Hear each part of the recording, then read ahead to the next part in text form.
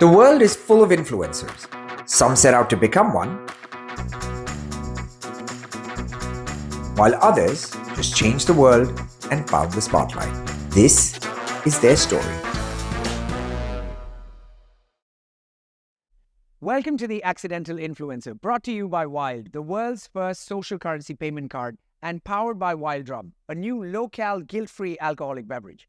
I'm Regis Hotel, luxury lifestyle influencer and co-founder of WYLD, and on this show, I talk to some of the most inspiring people in India who went on to become leaders in their domain, but in the process, blew up on social media.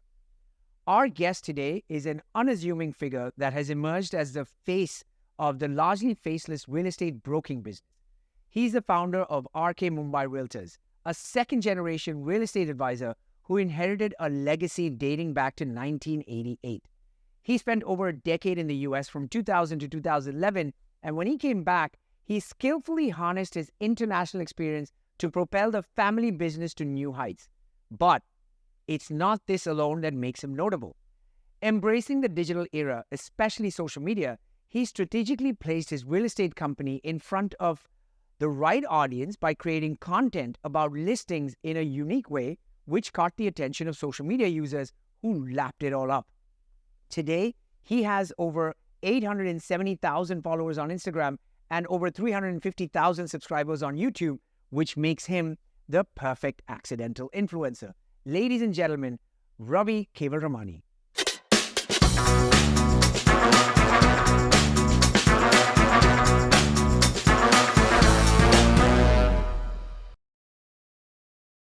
Hi, Ravi. So good to have you on The Accidental Influencer. Thank you so much for being here. Thank you for having me.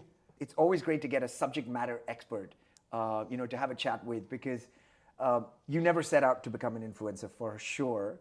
But there's so much about your journey that's been inspiring. And clearly a lot of people resonate with you because you've got, almost like 800, 900,000 people that follow you on Instagram. That's correct. It's fantastic. But I want to take a step back and say, your journey in real estate started when you moved here about 10 years ago, 12 years ago from the US to take over your father's legacy business. How's that journey been? What was that like? The original part? Yeah. It was not easy. Yeah. So my father passed away in 2009. Once he passed away, I was actually in the US. I got a phone call at 1:30 in the night that, Ravi, you need to catch the next flight to come to Mumbai. Right. So, when I moved in 2009, I was there for 6 months. Then I had to go back. At that point of time, I decided that I have to pack everything up from there and come over here. So by 2011, it took me around a year and a half or so. In fact, 2 years to pack up everything and then come back to Mumbai. Then for the first, when I moved back over here, for the first 3 to 4 months, I had no idea what I had to do. I used to be in jewelry, in loose diamonds and diamond jewelry and luxury jewelry over there. The bigger blue diamonds, yellow diamonds. Right. So I used to do all of that. And engagement rings, all of that thing. Then once I moved back, I had to decide what I have to do, whether I have to go back and do jewelry or I have to do real estate, which was my father's business. Sure.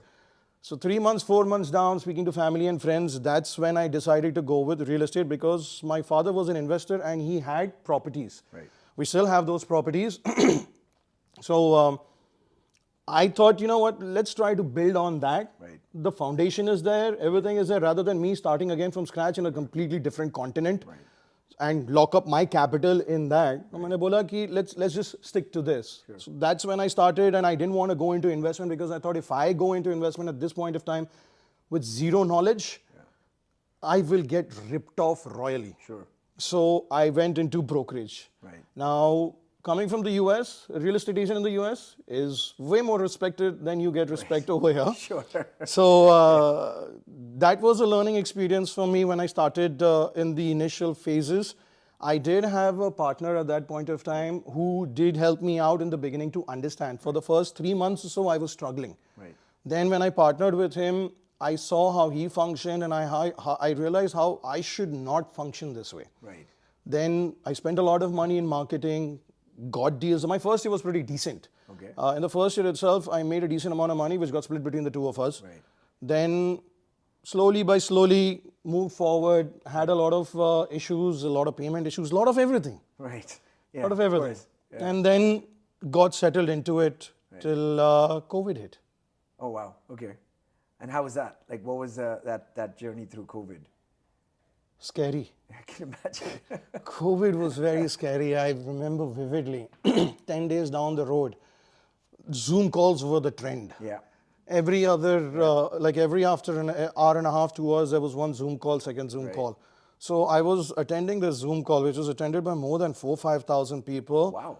There was a gentleman, there was a politician who was, I think, the home minister. He was one of the top politicians, and there was a very head honcho, I'm not going to take any names. Okay, sure. Head honcho of a bank who was right there in that. And both of them were together in saying that the real estate industry and the developers are on their own. Right. We're not going to help you. Wow.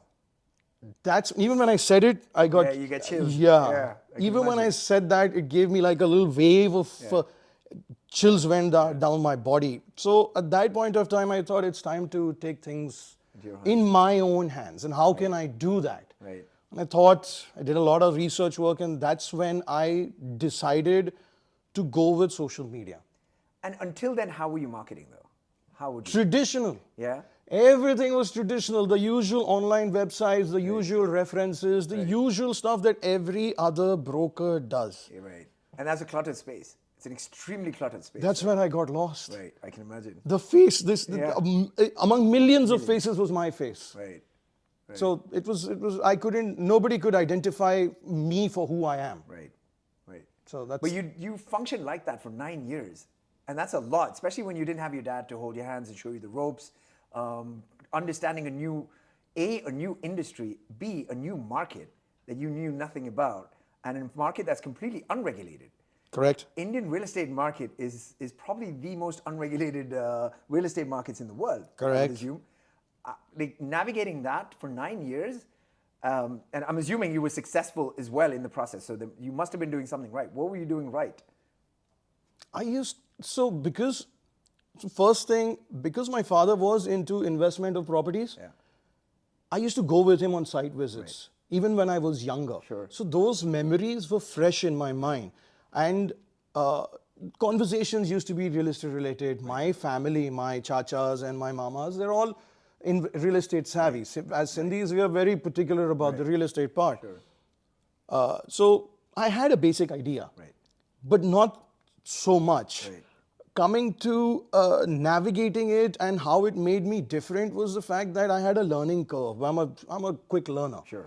So I learned everything. I understood that relationships matter most in this because the amount of money that is involved is very high. Correct. Especially in the area of operation. Originally I used to operate between Andheri to Bandra, where everything is in crores, nothing is in lakhs. Right.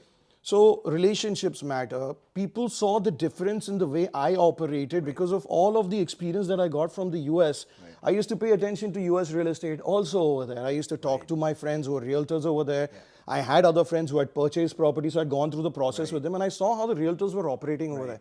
So I took some of those values and I brought it over here. And structures. Yeah, so that structure, even back in the day, I was the first person who used the word realtor. Right, yeah. No one back in 2011, nobody had heard the word Real estate realtor. agent, Well, they are agent, dalal, or something of that sort, So I used the word realtor back in the day. At that point of time, maybe I was one of the first few people who were using it, and then slowly by slowly, people started using it more and more. The website that I had at that point of time used to have all the details of the property. My own website, rkmumbairealtors.com. If you were to go over there, you could have searched back in 14, 15, 16, 17. You could actually go search a property based on the price, based on the location, buy or rent, and you could see 20 different options with pictures. Right. So it made it easy for someone to decide. Right. So all of those things made me a little front runner even during that time. Okay.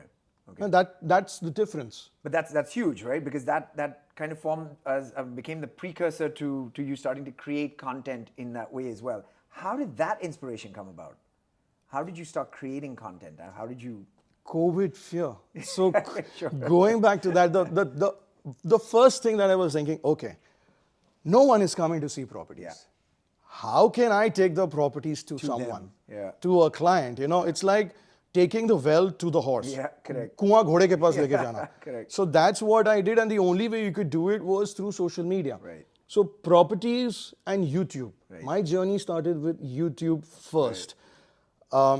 I did some educational videos. My first video that I ever did was back in 2020 May, where I had the top 10 things that you need to know before you rent a property in Mumbai. Right. That's clever. Yeah. So that was the first thing. I got 800 views in it. Right. 700, 800 views. I was like, wow, people keep on complaining they get 2 views, 5 views, 10 views. I'm getting 800 views. This is good. Yeah. And I got a little bit more encouragement. At that point of time, my niece was the one who was editing the videos back in US. Oh, wow. So Okay. I used to shoot here, Right. send it to her, she used to edit, and she used to bring it back. I thought this is not a feasible situation. Right.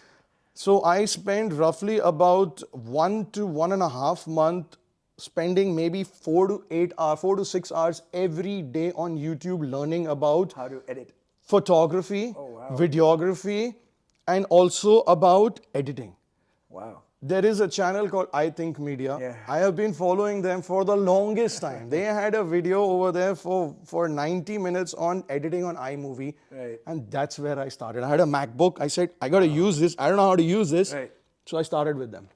And I took 2 days to go through that 1.5 hour class. Right. And I just made notes, and then I started shooting, importing, editing. I used to shoot on a OnePlus 6T Right. with a wide angle lens. Right. That's what I started with. And who shot for you when you were? Me. You shot it yourself? Yeah, I didn't have a team. I didn't have anyone. I did everything all by myself Okay. until 2021, September, October of 21. Wow. So you used to shoot it, you used to edit it, and you put them up. And so how often would you create content? How what As were you much looking as for? possible I Oh, could. yeah? I used to have a target of at least 2-3 times a week. Oh, wow. Okay. Twice a week I used to try it. Right. So And when did you actually see the result of this paying off? As in, like, not from a paying off monetarily, but when did you see that people are actually coming back to watch these? it was a gradual thing. Yeah. YouTube is a It's a marathon. small, yeah. It's You have to just slowly but small slowly, peak. it gradually goes up. We like first was the educational videos, and when it opened up, I started posting properties. Once I started posting properties, phone calls started coming in. Right. That's when I realized, all right, there is some potential to this. Yeah. And then I work extensively with the real estate broker network within my network. Yeah. So I used to send those videos to them also, and I used to tell them, if you have any clients, get them. yeah. Let's close this deal. Yeah. So that kind of got me a little bit of traction Right. in the beginning. Right. And then you just grew with it, and it just grew with you as well. Instagram. I went on Instagram in 2021 after a year on YouTube. That's when, like, even first 3 months, 4 months of Instagram was pretty slow. Right. But consistency is the matter, is the Absolutely. key. On Instagram, yeah, absolutely. And what was the, how did this digital explosion kind of impact your business? What was the incremental upside to your business that you saw? We got a lot of inquiries. Yeah? We started getting a lot of inquiries. People started identifying with the things that I was speaking. Yeah. My values started resonating with the people. So people realized that, you know what, I want to deal with this individual who understands the market, who understands the property, who's transparent, who's straightforward, and there is no BS over here. Right. So that kind of gave the push with people actually coming in. Right. And that, I guess it also lent a little trust, right? That you understand the person's value, and so maybe he's a little more trustworthy than a faceless realtor who may be discovered on a platform, right? I guess that helps. It helps. It helps. It gets a walk-in. It gets a phone call. Yeah. The person gets a motivation that, you know what? I mean, at least call this guy. Yeah. Let me call this guy and see whether what I see on the screen is actually what he is. Right. So, that phone call is very important. Yeah. No, I can imagine. But, it's not easy navigating this whole social media space, right? Because there's algorithms, and there's the way you should post, how many times you should post, all of this. How did you learn how to get that, the algorithm to work for you, for instance, right? Because it's not easy. Even influencers, every couple of months, they're like, shit, the algorithm, right? Now what do you do, How did you, kind of navigate that? You don't navigate the algorithm. You just keep doing it. No, so the way I look at it, when I was younger in school, everybody used to worry about the results of the exams. Yeah. I always used to think, let me do my job. Your best, yeah. This is what I can do. This is the best I can do. I am not going to worry about the results. The results will come. If it's not coming now, it will come tomorrow. Day after, it will come. Because as long as I'm consistently doing and putting things out there, it has to come. Work, right. So that's how I look at it. There are certain things that they keep on telling you that, you know, you have to use these hashtags. You have to post on this time. You have to do this, you have to do that. But till you don't keep on doing Trying different things. you will not realize, till you don't experiment, okay, I tried this for 2 weeks, I don't think this is working, let me try something else. Okay, this works, but this part is not working, so let me tweak this. It's a work in progress till the next video you're going to post. Absolutely. Yeah, true. But, you know, going back to what you said, it's tough not to look at the numbers, right? Because, I mean, it's a dopamine hit. We just spoke about this earlier as well. It's, you know, when you start looking at the numbers and you see that, okay, you know, I've now have X number of followers, now you have the next milestone. Or you have X number of views, now you want the next high number of views. If you have 1 million followers, you want 2 million. Somebody that has 30 million still wants to hit that 50 million mark. That's a chase. And do you think you have that dopamine chase? There are two things though. See, in the beginning you said I'm a subject matter expert. Yeah. All right? I'm a businessman. Right. One, I went on social media to be To help your business. correct, to increase my business, to create exposure. Yeah. The second part is the influencer part. Yeah. So there are two roles I have to play. One is as a businessman and second as an influencer. Yeah. It is very, very difficult Yeah. to maintain a balance between them mentally as well as physically. Yeah. So views are important, Yeah. but if those views do not Translate. into deals, Yeah. those views are useless for me. Correct. They do give you followers, they give you traction, they give you this. So then once again you have to think that, you know, if I'm not getting views, then less eyes, which means less deals. Yeah. So it's a tricky game. Yeah. Getting to that, you always want, I'm a very goal-oriented individual. My first goal when I hired the people was, I want to hit 10,000. I hit 10,000, all right, next is 100,000. All right, we hit 100,000, next is 500,000. We hit 500,000. Yeah. The next is 1 million. Yeah. Now once we hit million, my next goal is going to be 10 million. Sure. I am a businessman. I'm an ambitious individual. So that is there. You have to work towards it. It's not just that, you know what, I've hit it. Yeah.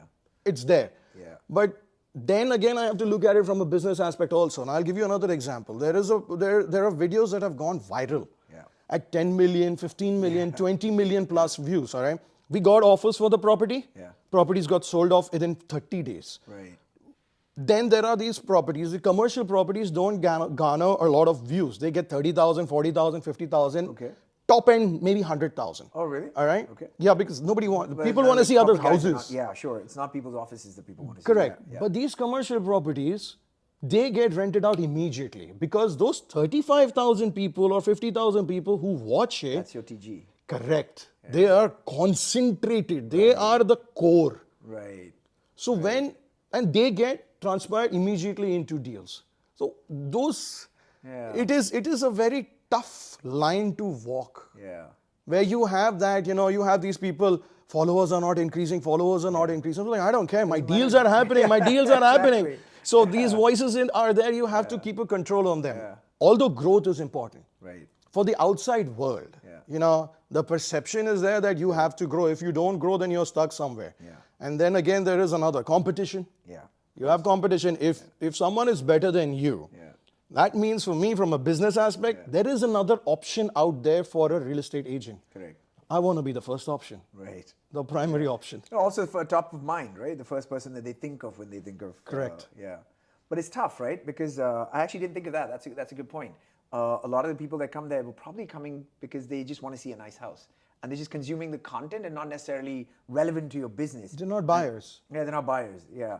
But that must be tough, right? Because a lot of the views or the people that actually follow you may not be there for the right reason, right? But so now, but you have to keep growing so that you always get the right No, people that's coming, okay. right? It's tough. No, that's okay. See, even if they're not a buyer, that's all right. Each one has a role that they play. Yeah. There is an aspirational buyer Yeah. who might not have the money, Sure. but they're happy to see the content. They're happy to see the house.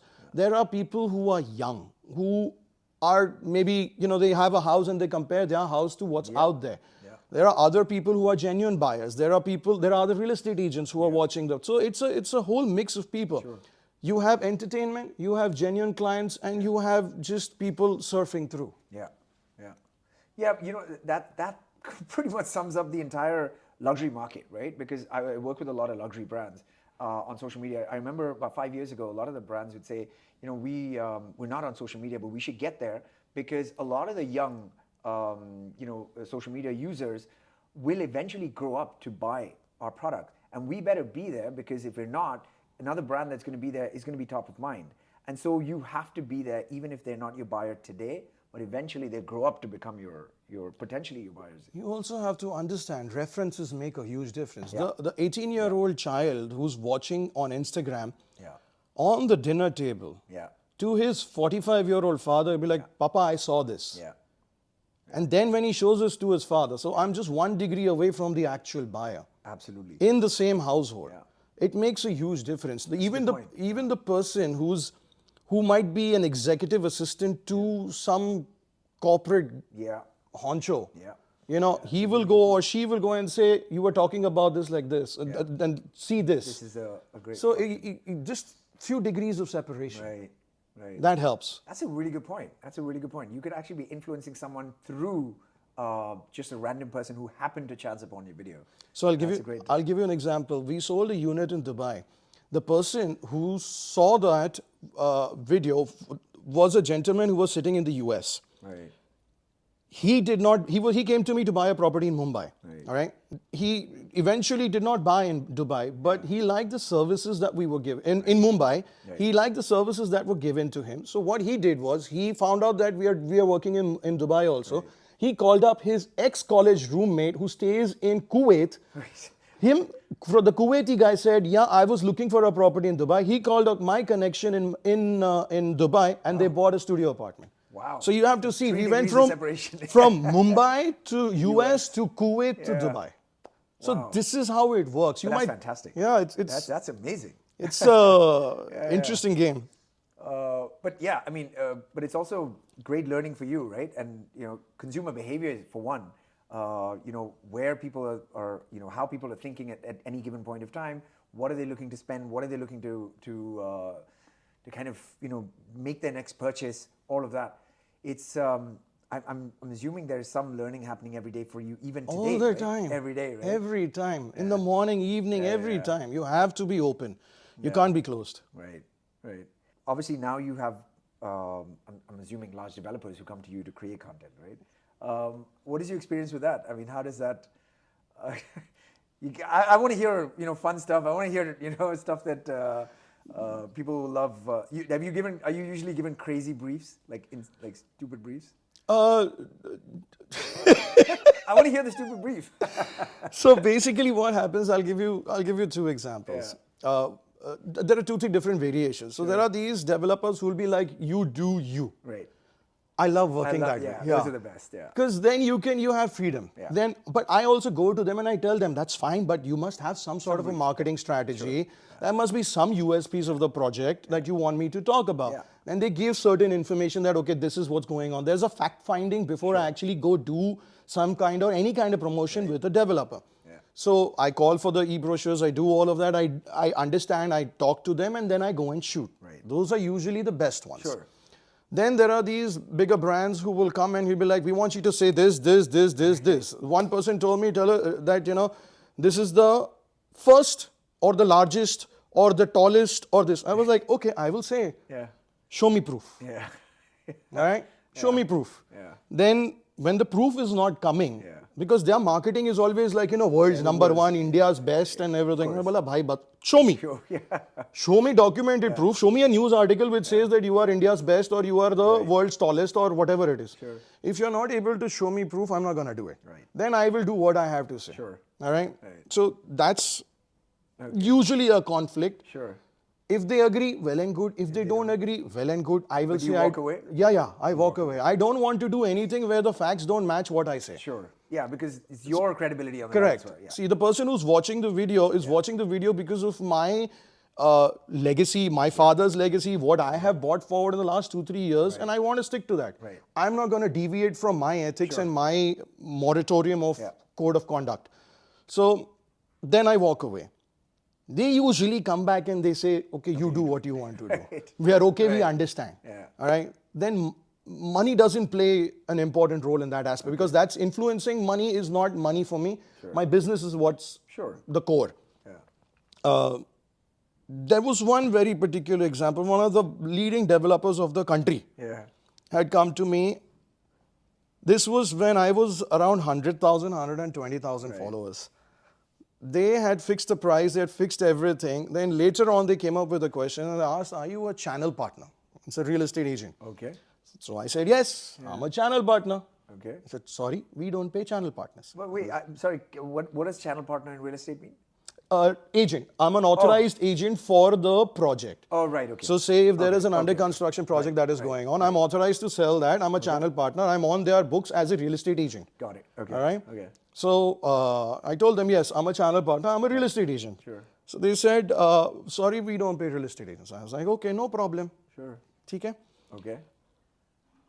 Cut short 2 years later, a year and a half later. Now I'm at whatever, 275, 300, 400, whatever I was at. They come back again and they say, we want you to do it. I was like, but I'm a channel partner. I'm a real estate agent. Are you sure about that? I said, yes, we are sure about it. Then they came back again and they did it with the whole thing and everything. Even then it was a little pain because they had their own processes that I had to follow. Once again, I did my due diligence and I said, okay, no problem, I'll do it. Right. And what was the issue with channel partners or for realtors? I mean, for them, they were looking for influencers to. What was the difference? It's You're in the domain, right? I'm in two worlds. Yeah.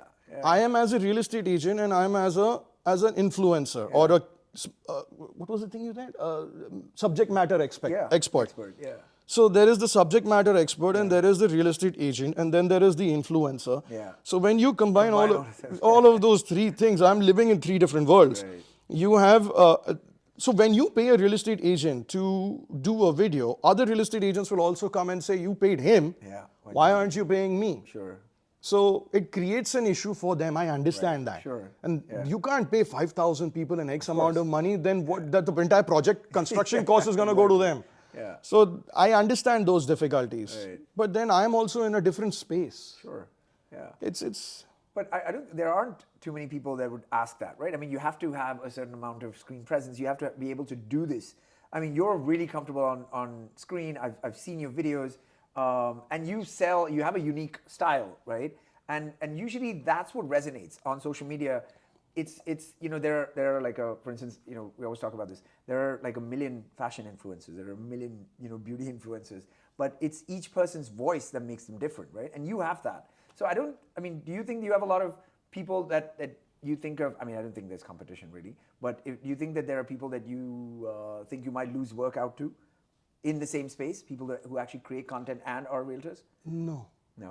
If you go to see a movie, you have a Salman Khan movie, you have an Akshay Kumar movie, you have a Shah Rukh Khan movie, you have a Ranveer Singh, you have all of these movies, Each one has their own favorites and they want to watch. So yes, I mean, you may not look at them as competition, but there are people who might want to do the same things that you do, right? So what is your take on that? I mean, do you look at other people and see what they're doing? Do you have no interest in any of that? More power to them. Let's see, each one has their own creativity.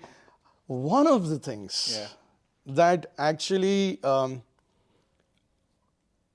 reason why I went over here and I had this conversation with my wife and I told her, she asked me, Ravi, people have started emulating you, have started copying you. I was like, let them. Let them do what they want to do. Right. See, everyone has a right to their own business. Sure. Everyone has a right to put food on the table. Everyone has a right to sell properties as long as you are qualified and you can do it in the right way. Right. One thing they cannot take away from me is my creativity. Correct. The way I work, the way I show properties, the way I see things, my perspective, my vision. nobody can steal that from me. Absolutely. So let them do what they feel like doing. More power to them. I support them as long as, and if they want to do a deal with me, most welcome. Come, let's make money Do together. yeah. So I have no problem. And even, see, everyone has their own different styles. Yeah. If someone is imitating me, then that's actually a compliment to me. Sure. That I have inspired an individual Absolutely. to behave like me, despite that person knowing nothing about me. Right. So, Right. yeah, I have no issues. I have no insecurities. I have no issues. Go ahead, more power to you. Yeah, because there's some great stuff that have gotten viral, right? There was this Aajao Dikha Dunga. That was Bhavesh Kaware. Bhavesh, yeah. Property transaction guru, I think. That Property, was, yeah, I think it's property transaction guru. I think he's called. I mean, those trends got picked up, and those trends, at least things he said. At least that one thing he said, went viral. Do you try to add stuff that could potentially, have far-reaching impact? Like within your videos, do you kind of? No, like a punchline? Yeah. Yeah, it could be a punchline. Yeah. No, it's not a punchline, but see, I'm a businessman. Yeah. With me, everything is very business related. There's always no BS, no nonsense, Yeah. straightforward. I believe in certain things which I learned in the US also. Right. Like the principle of KISS, keep it simple, stupid, or keep it stupid, simple. Simple, stupid. Yeah. Yeah. So I go by that. Then few things that I said turned out to be that way. Right. Like there was this thing that I say that what you see is what you get. Right. Right. Now for me, the way I look at it, so if I have a furnished property and I speak to the owner and the owner tells me that I'm not taking anything away from here. Right. I'm going to leave everything. Yeah. So that's when I say what you see is what you get. Jo dikhta hai wo milta hai. Right. For me, communication of that to the genuine buyer or to the viewer, to the audience is more important. So this way, when I say what you see is what you get, they understand that this is precisely what I'm getting. Right. That turned out to be some sort of a thing where people picked up on that. Right. So it wasn't intention. Right. But it's great, no, when people make memes out of stuff you say, right? I don't think that- suddenly it's become a great thing. But I don't think there are any memes out of me. Are there? No, good memes. I mean, so No good, no bad, no memes. No memes. Nothing. Neutral. There is nothing about me. Okay, note to self: we should make some memes. But how do you manage your shoot schedules? How do you manage your time between, actually showing people? I mean, is that what you do in your daily, like in your work day? What is your average work day like? I wake up in the morning.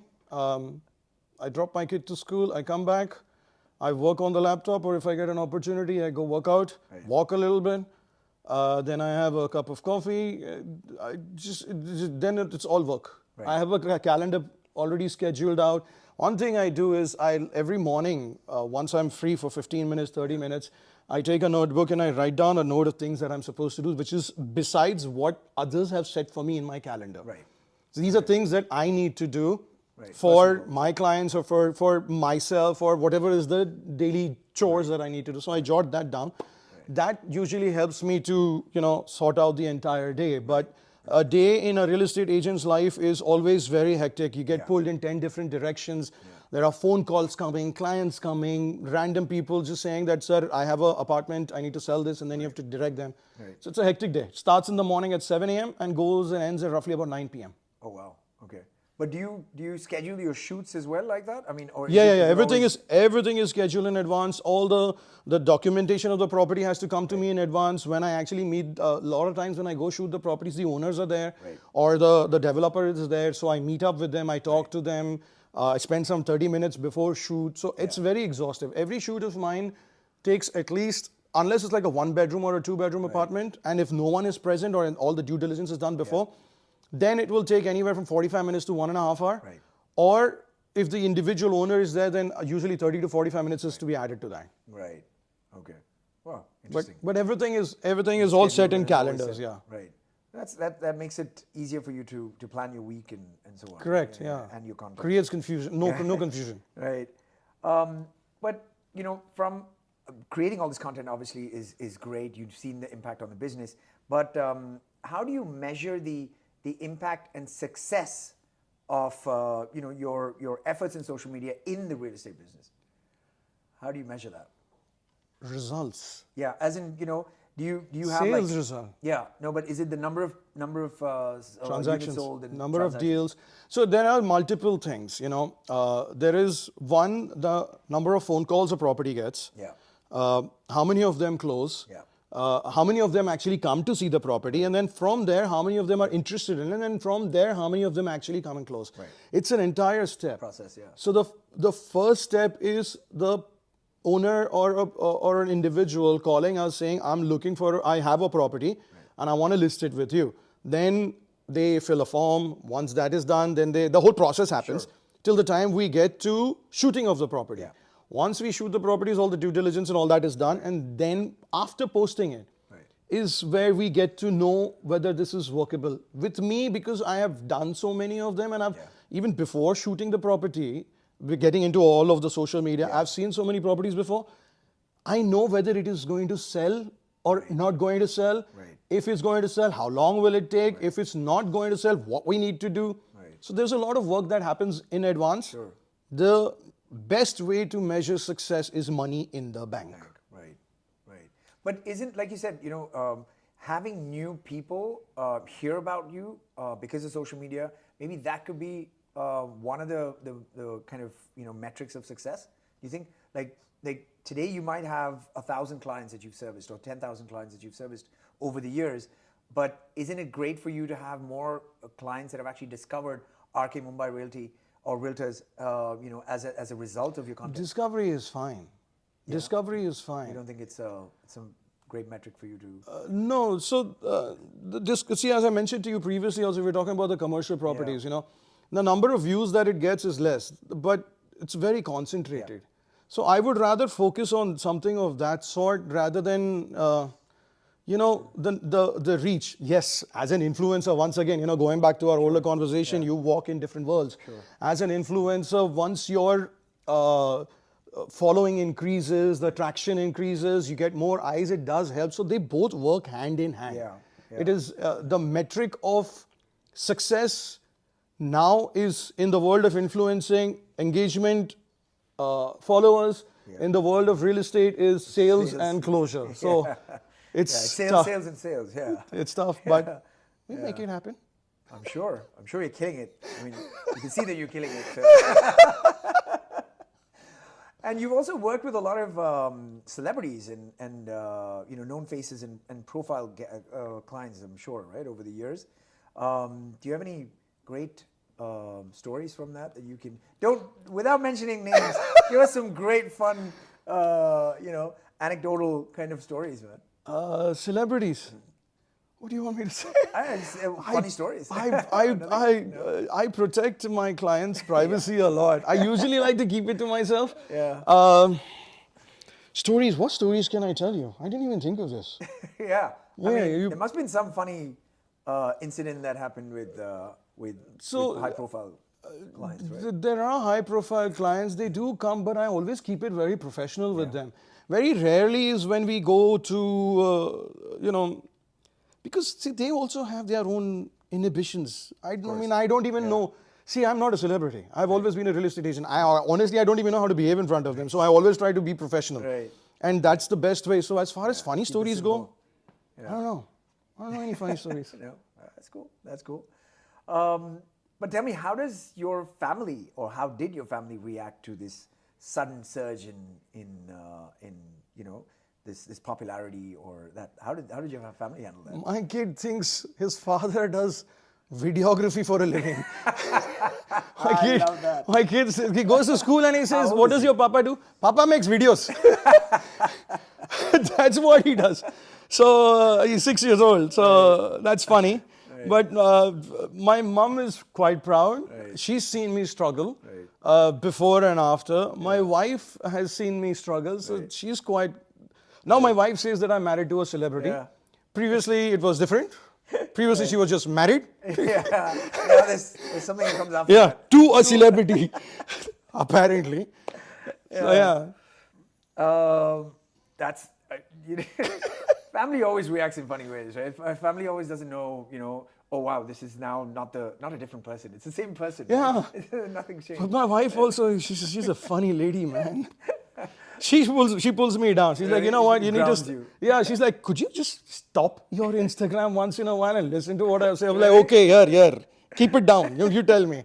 She thinks I'm on Instagram for time pass. Really? Does she really think that? Does she really believe that? Yeah, she knows what I Right, of do, course. and you know, And the it's value that it yeah, brings. she understands all of that. Right. But after certain point of time, I'm going and replying to DMs. I'm checking out what's going on in comment section. If anything if everything is okay, there is no cryptocurrency buy from me going on in that thing. So I'm just trying to keep an eye on that. And she's like, "This is not your job. You need to spend your time with me. This is your job." It should be your job. Yeah. Anyways, That's hilarious. so yeah. But what is the future for RK Mumbai Realtors, and what is the future for Ravi Kewalramani? What is the I mean, like, where do you see yourself going as all of it, right? I mean, from a business perspective, I can figure what that would be. But from as a content creator or someone who does stuff on social media and has gained a certain amount of success from that, what do you think is natural progression for you from here? Movies. No. I am an unscripted individual. You tell me a script, I'll fall down like Jenga. She says, remove the wrong block and I'm down. So no movies. I've always been unscripted. I want to keep on doing real estate. Right. That is my core. I want to be grounded. Right. I can see that how this is going. It's difficult to keep yourself grounded. So I want to be as grounded as possible. Sure. I'm a Taurian, so Zameen is good for me. Yeah. To as an individual, you have to grow. Sure. I want to make more good, fun content. Okay. I want to showcase more properties. Right. My goal when I started doing this was that, you have properties in New York, you have properties in UK, in Dubai, in Australia, all over the world. They keep on talking about the properties. But when it comes to Mumbai, the only thing they talk about is the slums. Yeah, that's true. They don't talk about the high rises that we have. They don't talk about the bridges that we have. They don't talk about the infrastructure that we have. We might not have the best of the best. But we do have good quality stuff all over the country. Absolutely. Not only just Mumbai, but in Delhi, in Uttarakhand, in Kashmir. There are some beautiful properties. I would love to showcase them. Although the comments that will come would be like, is this for sale? But I want to personally would love to showcase this and show a perspective that I have. Right. And bring out the beauty that the person has done. An architect is also an artist. Right. An interior designer is also an artist. It's just that their painting is a sculpture, it's a building, it takes years. Yeah. So that's what I want to showcase. That's the future for me as a personal, to be on a stage where you have Mr. X from New York, you have Mr. Y from UK, and you have Mr. RK from Mumbai. And we're on the same platform talking about my country, them talking about them, and bring it to a level where a stature that it deserves. Right. That's one. Yeah. Business-wise, we have grown too quick, too fast, too much. Right. So trying to service those clients and at the end, the inquiries that are coming in, and at the same time, the servicing that we need to do, I have to work on that to get a bridge where it has to be a seamless process. Right. It's a 1 year, 2 year process. And there is one thing that I was informing, I do not remember who I was talking to, but they had asked me, just in the morning only I was talking to someone, I was like, what's your 5 year plan? I felt like I was in a job interview. It's like, where do you see yourself in the 5 years? Hey, Bhagwan. So I told him, I know where I see myself. I have a dream where you go to an RK Mumbai Realtors application or a platform, and you do not need an individual to show you a property. Right. You are driving by, you see the building, and you say, you know what, I would like to buy or rent a property in this building. It looks nice. Let me check RK's website or RK's app. Open the app, see it. Oh, they have one. Yeah. Book an appointment right there. Go see it. You don't need anyone. Right. See it, understand it, just save it and just get the job done. Right. So that is a 5-year plan, which is right here. Pretty cool, actually. Yeah. And yeah, that was a good answer to his 5-year plan question. It's a good. But yeah, that's great, right? Because if you can actually automate that process, I mean, which actually also, begs the question, if you had to go off and do a lot of other things, especially, I love the idea of someone being able to go around the country and showcase great architecture. And we have such spectacular ones, especially in the south, the temples, or I mean, there's so many in the north, everywhere in India. If you actually did that, would you actually find someone else to do the content that you're doing today? Yeah, why not? Yeah. It's actually in process. My people. So I do not. The platform is set. Yeah. The standards are set. Yeah. I want my managers, my colleagues, my team members to take up and own up that responsibility. And I don't mind training them. Right. I don't mind educating them. I don't mind spending 3 months, 6 months trying to explain to them, these are the things that I see. And I want you to have the same vision. Right. And do the presentation the way I do. This way we'll be able to, I can't be everywhere. You can expand more. Yeah. Absolutely. So I need to create people with individuality as well as, they give them the platform that I've built and let them expand and let them build and let them also grow. Let us all grow together, man. Absolutely. Why do I don't want everything for myself. Grow and grow together. But that's brilliant, right? Because that's exactly the kind of, the kind of mentality that was required to grow to where you have today, because introducing a new face, building the ecosystem itself, it's brilliant, man. I love it. The process has already started. Yeah? In Dubai, Mr. Manoj Solanki, Okay. I started him saying that you need to come and introduce, and I explained to him this is how he's supposed to say, and he did it brilliantly. Right. And in South Mumbai, I have another gentleman, Mr. Lunawat, Akshay Lunawat, who I will be training. I've already told him this morning that the next 3 months, this is what you're going to do. That's fab. That is fab. That is really cool.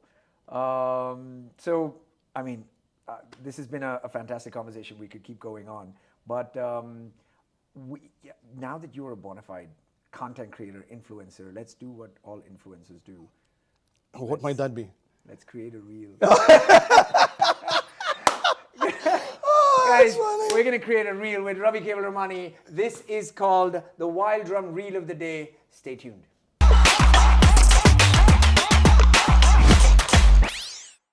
All right, in today's Wild Drum Reel of the Day, we're going to get Ravi Kewalramani, who is probably one of the best salesmen in the city, to sell one of these items. You have 15 seconds. How would you sell this? This is a red ball.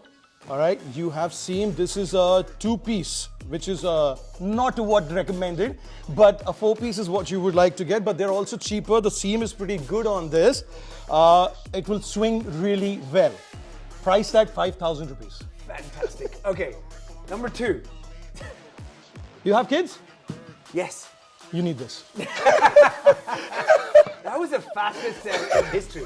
All right, here we go. How would you sell that? Just rub it. Lastly, how would you sell a wild drum? This is vegan, so it's vegetarian, good for all. It'll get you drunk. Have fun with your friends with this. How much are you going to pay me for this to have some fun? You know what? I really feel like opening this right. That was fantastic. Thank you very much. Thank you. That was a fantastic reel. That's how you sell, guys. Learn. Thank you so much, Ravi. This has been so much fun, and that reel was hilarious. People are gonna fall down laughing. It's fun. But thank you so much for being here. It's been such a pleasure. Nice to meet you too. As a token of our appreciation from our sponsors, Wild Drum, this is a gift box of some Wild Drum for you to try. It's a hard seltzer. You're gonna enjoy drinking this because it's local, and absolutely. Open it. And it's vegan. It's vegan, and it's gluten free. All right, my wife will like this.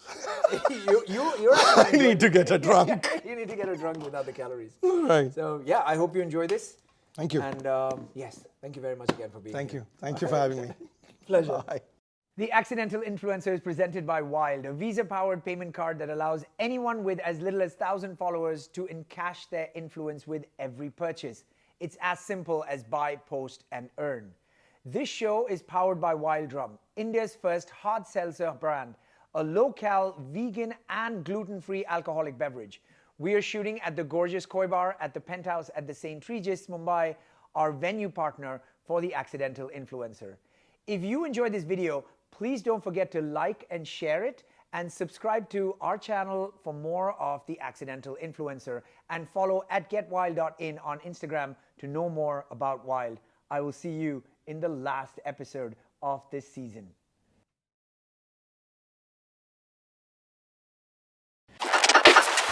Wild.